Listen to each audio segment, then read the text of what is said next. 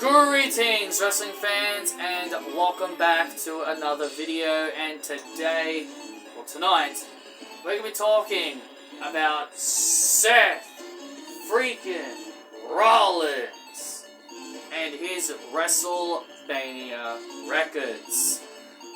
In my previous video, if it's up on the channel by this time, I would have talked about Becky Lynch and her WrestleMania records. So I'm going to be talking about Seth Rollins. And I know some of you may be wondering, oh my god, of course, you're talking about modern day wrestlers. Why not talk about The Rock, or Steve Austin, or Triple H, yada yada yada. Well, I'll talk about them if you request them. This is what these videos are all about. I'm giving you the opportunity to ask me, who do you want me to do a WrestleMania records on? And I'm giving you the opportunities. I'm giving you the options of who I should do next. It's not my fault that I'm doing modern day wrestlers. It's just that people would rather, it's much easier to talk about them. But regardless, we're going to be talking about Seth Rollins and his WrestleMania record. And I'm going to be honest, I was kind of surprised about his records. I was quite surprised at how many times he actually won at WrestleMania. But we'll go through it as we go through it. So his WrestleMania debut was at WrestleMania 29. Where he, Roman, and Dean Ambrose took on Sheamus, Big Show, and Randy Orton. I talked about this in my video about Randy Orton, so you would know the result here. This was a victory for the Shield, where the Big Show performed his 1 billionth turn on Sheamus and Randy Orton. WrestleMania 30 was another 6-man tag for the Shield, but this time they took on the New Age Outlaws and Kane. Or the Old Age Outlaws, as I used to call them when I watched back then. Because, to be fair, who really wanted to see the New Age Outlaws wrestling in 2014, other than people that were nostalgic to the Attitude Era, I suppose. But, yeah, wasn't really thrilled of seeing them come back, that's for sure. But, yeah, the Shield pretty much squashed them. Yeah, that was a squash. Yeah, I remember this being a squash.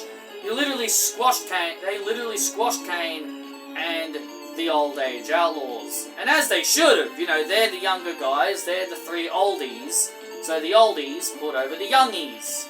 I've said this so often, the older people should be elevating the newer generation. I've always said that for many, many years. So really nothing I can really say about that. WrestleMania 31. Now this one is interesting. Now this one's interesting because Seth Rollins pulls double duty. Seth Rollins versus Randy Orton, which I talked about in my video about Randy Orton's record, and I talked about how Randy Orton defeated Seth Rollins at WrestleMania that year when he versed him one-on-one. But also Seth Rollins later on in that particular event, he would come down and cash in his Money in the Bank contract and become the WWE World Heavyweight Champion. Now that technically counts to his record, because I looked up the records and they said it counts because he won, because not only he lost, but he also won. So that now boosts his record to 3-1. That puts his record at 3-1, because he won at WrestleMania 31, and he also lost at WrestleMania 31 to Randy Orton, which I thought was very interesting. WrestleMania 32, he was not at the event. He missed the event due to an injury, and I'm very curious on what he would have done at WrestleMania 32 if he didn't get injured. He probably would have versed Roman Reigns instead of Triple H, probably. But I guess we will never know. WrestleMania 33, Seth Rollins battled The Game, Triple H, at that year's WrestleMania, and Seth Rollins would go on to defeat Triple H. I mean, as he should have. Triple H putting over Seth Rollins, one of his first favorites from his days in NXT, grooming the NXT generation. So Triple H putting him over made too much sense. WrestleMania 34, Seth Rollins becomes the Intercontinental Champion at this event by defeating The Miz and Finn Balor for the Intercontinental title in a triple threat. I remember this match being very, very good. I remember this match being really good, mainly because of Seth and Finn. Again, The Miz has his moments when it comes to having good matches, but I never really rate Miz as a good in-ring worker.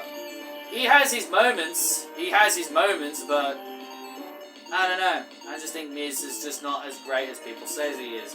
As I said, Miz will have his moments every now and then. So Seth Rollins wins that as well. So Seth Rollins is on quite a bit of a winning streak here. He's now at 5-1 at WrestleMania. WrestleMania 35, he opens up that event and he takes on Brock Lesnar for the Universal title and beats Brock Lesnar quickly and convincingly, clean with multiple curve stomps, pushing his record to 6-1 at WrestleMania. That is literally crazy. Seth Rollins has got a great record so far when it comes to WrestleManias. Only lost to one person, that being Randy Orton. Man, people talk about Seth Rollins being done dirty at WrestleMania? Nah, he's on fire at the moment. He's on fire at the moment, Seth Rollins. Multiple victories at WrestleMania. WrestleMania 36, the global pandemic has struck, and Seth Rollins kind of transitions into the Messiah character. And this is where Seth Rollins finally takes another loss at WrestleMania. WrestleMania 36, he takes on Kevin Owens. I actually remember this feud, and I thought this feud was actually pretty decent. Seth Rollins and Kevin Owens had a grueling match. I remember it being quite good, and Kevin Owens was able to defeat Seth Rollins at WrestleMania. And I think the whole story is that Kevin Owens hadn't won at WrestleMania, and he'll never get a WrestleMania moment, and I think this was Kevin's first Mania victory as well. Maybe I might look into Kevin Owens and Sami Zayn's histories at WrestleMania, and also other people's histories at WrestleMania. If these traditions continue, if these videos actually do really well, and I'll continue doing more of them next year.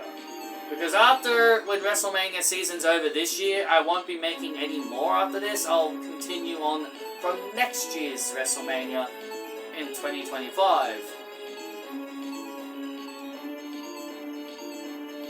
So, Seth Rollins lost that one to Kevin Owens. WrestleMania 37, he takes on Cesaro. This was one of only Cesaro's biggest wins at WrestleMania as well, if I remember correctly. And yes, I just said it, Seth Rollins would defeat Seth Rollins. Seth Rollins, man! He's now gone on a 2-match losing streak here. He had a really good streak going, 6-1, and now he's lost 2 matches in a row. Cesaro definitely needed that WrestleMania window, so I will say that was the right decision. And I remember it being a pretty solid match. And now we get to WrestleMania 38, the prolifical Seth Rollins match when it comes to his WrestleMania career, when he takes on the returning American Nightmare, Cody Rhodes.